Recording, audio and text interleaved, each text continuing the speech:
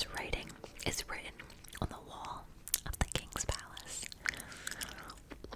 This is later interpreted by Daniel as meaning that the kingdom's days are numbered, and indeed they turned out to be.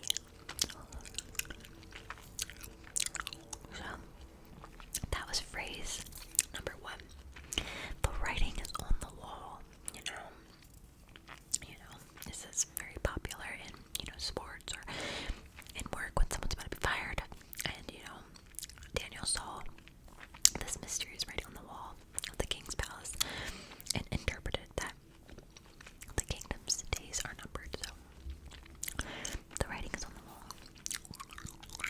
I just took a bite of it because it's pretty hard.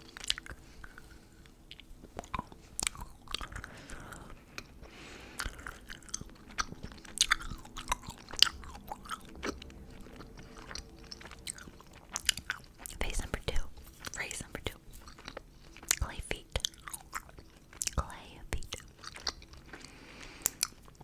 If someone is described as having clay feet, this is normally in relation to someone who is seen as big and powerful. But it turns out they have a fundamental weakness.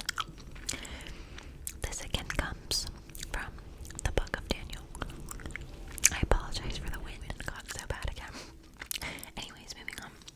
So, it turns out that they have a fundamental weakness. Someone who has clay feet. This again comes from the book of Daniel.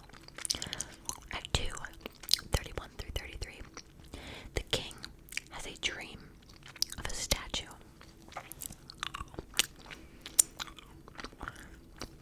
Its head was of fine gold, the middle part brass, his legs